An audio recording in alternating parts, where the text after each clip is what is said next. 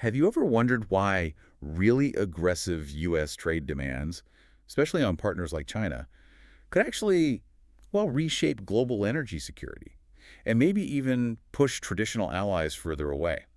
It's a critical question right now Yeah. because these aren't just, typical negotiations. No, definitely not. The demands being made, they're so high stakes, almost impossible in some cases, that they're forcing these huge geopolitical shifts. We're seeing it affect everything from uh, Russian oil flows right down to Canada's entire economic plan. So our goal here is to cut through some of that high-stakes rhetoric. We want to get at what these moves really mean for global markets, yes, but also for the path the U.S. economy is on. Especially when you factor in the cost, right? This Yeah. strategy relies heavily on tariffs, but at the same time, the U.S. is running these record deficits. Exactly. There's a tension there we need to explore. Let's get into it. Okay. Let's start with the U.S.-China talks. There's a lot of political theater, like the U.S. complaining about Beijing's negotiator being, well, ignored.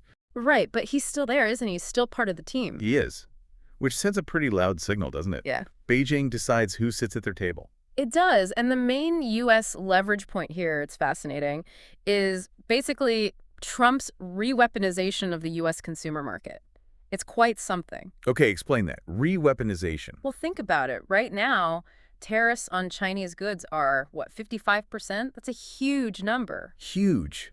And let's be really clear here because this gets missed a lot. They're called tariffs on China, but who's paying that 55% tax? It's the American importers, and ultimately it gets passed down to you, the consumer. It's effectively a consumption tax funding the government. Right, which helps finance these soaring deficits we mentioned. Exactly, and that sets up the threat. Tariffs could jump to potentially 155% by November 1st if there's no deal. 155%. Yeah. Now, the U.S. says it wants to go back to the old status quo, maybe 30% U.S. tariffs versus China's 10%, but the demands from both sides, it makes a quick resolution look, well, unlikely. So what are the sticking points? China wants all tariffs gone, right? Yep. Including export controls. Correct. Complete removal, and critically, yes, those export controls. We're talking about things like buying advanced lithography machines, the kind ASML or Tokyo Electron make, for chip production. Which is a non-starter for the U.S., given the chip war, the AI race. Absolutely Yeah. a non-starter. The U.S. isn't budging on high-tech controls, so that's almost an impossible ask from China's side. But here's where it gets really interesting. Okay. The specific demand the U.S. is making about Russia, it's almost unrealistic. Beyond the usual things like rare earths or fentanyl. Way beyond. They want China to significantly cut back or even stop buying Russian oil from Putin. Wow, okay. That's clearly a red line for Beijing, surely. It's an absolute red line. You have to understand, agreeing to that would be a massive strategic surrender for China. The economic fallout alone would be huge. Let's break that down. What would happen if Beijing actually did abandon Russia for, as the analysis puts it, a very temperamental administration in D.C.? Well, first, the numbers. China buys about half of all Russian oil exports. That's huge. Half. And looking at it the other way, about 20% of China's total crude imports.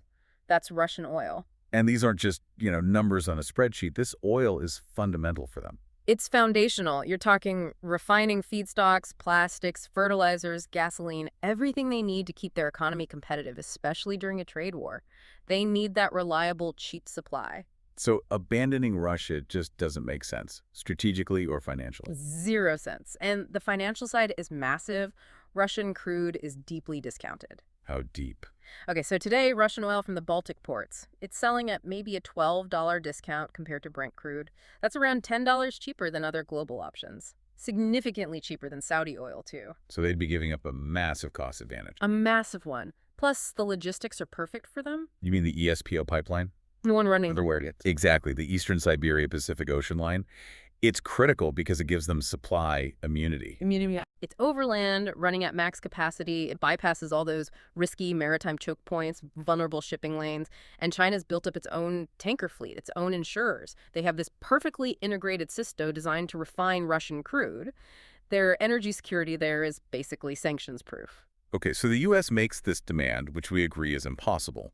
What happens next? The experts predict this. Whack-a-mole scenario. It's almost guaranteed. Russian suppliers, Rosneft, Lukoil, they won't just stop selling. They'll find ways. Like intermediaries, shell companies. Precisely. Sell to middlemen, create shell companies in third countries. These dark buyers then just reroute the purchase orders, maybe to Chinese state refiners, maybe private ones, maybe unknown buyers. Wouldn't that add complexity? Cost, risk of secondary sanctions. Does the discount survive all that? That's the key question, isn't it? But the analysis suggests the profit margins are just so incredibly juicy, the risk is worth taking. So the shadow fleet comes back. Guaranteed resurgence. This whole complex global network of, dark buyers, older tankers running secret routes, operating outside Western insurance, outside regulation.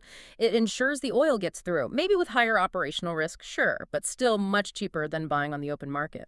So the takeaway is this kind of geopolitical pressure, it just can't really stop these fundamental commodity flows when the discounts are that big and the strategic need is that high. Pretty much. Beijing will keep buying Russian oil, maybe not officially at the same volumes, on the books, but through proxies, intermediaries.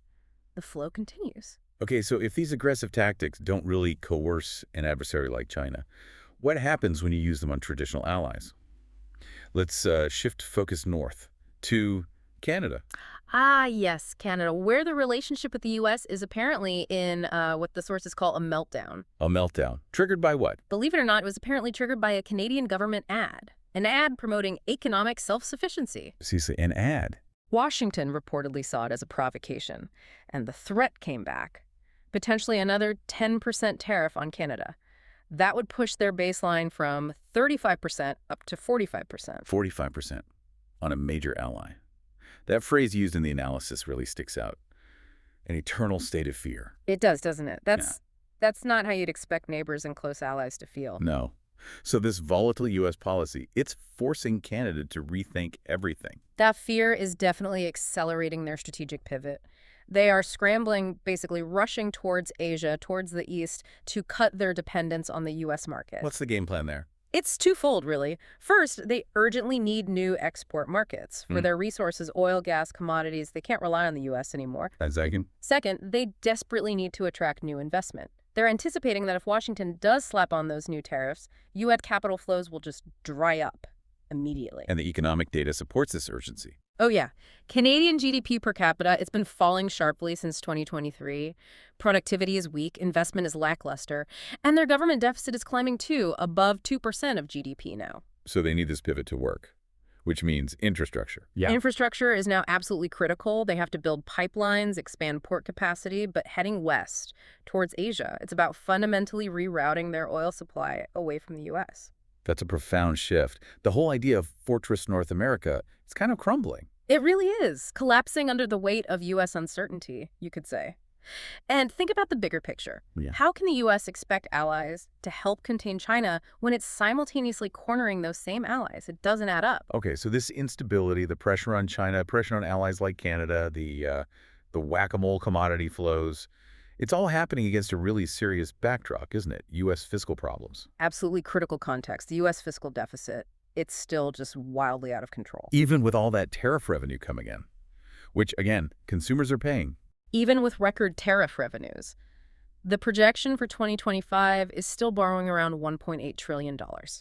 That level of borrowing is, frankly, the key driver of all this long-term financial uncertainty we're seeing. $1.8 trillion, just put that in perspective for everyone listening, that's like borrowing the entire annual economic output of a, medium-sized developed country every single year. It's staggering, and spending keeps rising. Yeah. Another $220 billion in mandatory and discretionary spending planned, plus the existing debt pile. Just servicing that added another $80 billion in interest payments this year alone. So the debt itself is creating more debt, a feedback loop. Exactly. The current debt burden is literally amplifying the future debt burden. It's a tough cycle. And this environment trade wars, funded by massive debt, Yeah. That's the stage for the gold market discussion, right? Precisely. We saw that huge run-up in gold, 50% over the last year? Followed by a pullback, a correction. Which some see as healthy. Yeah, actually. You don't want a bubble. A correction can be healthy for a sustainable bull market. And the long-term case for gold seems driven by this macroeconomic reality we're discussing. Though short-term, there's some noise, right? On the COMEX, people betting against gold. That's right. Interest in selling gold puts betting the price will fall is apparently the highest has been since 2019. So yeah, some traders are betting hard against the recent rally, expecting a bigger pullback. With that speculation, what about the long-term fundamentals? The long-term fundamentals look very different. The core driver, according to this analysis, for bullish gold prices is, well, it's long-term currency debasement. And the simple fact that the U.S. government cannot or politically will not stop spending. The fiscal trend is just set. It seems very clear, and there's no real sign of it reversing course. It's structural at this point. So what kind of projections does that lead to for gold? Well, some projections are quite startling. They suggest gold might surpass $5,000 an ounce by late 2026 and potentially hit $6,000 by 2028. $6,000. Which, interestingly, aligns roughly with the end of the current potential U.S. political term. And the underlying reason for such huge numbers. It boils down to trust. Global trust in the entire U.S. system. Fiscal stability, policy predictability, even the long-term dominance of the dollar. It's eroding. And apparently eroding quite fast. And you see that reflected in capital flows. Yes, that's the signal, yes. Foreign holders of U.S. assets, stocks, bonds, they're redirecting capital. They're selling U.S. assets and buying physical gold bullion. And that trend seems likely to continue as long as U.S. trade policy remains, well, unpredictable and tied to these deficits. There's also a risk mentioned, a domestic one. Stagflation. Yes, a potential horrific stagflation crisis. The scenario is if the Federal Reserve starts cutting interest rates while the U.S. is engaged in an active, large-scale tariff war. That sounds like a policy collision. It would be.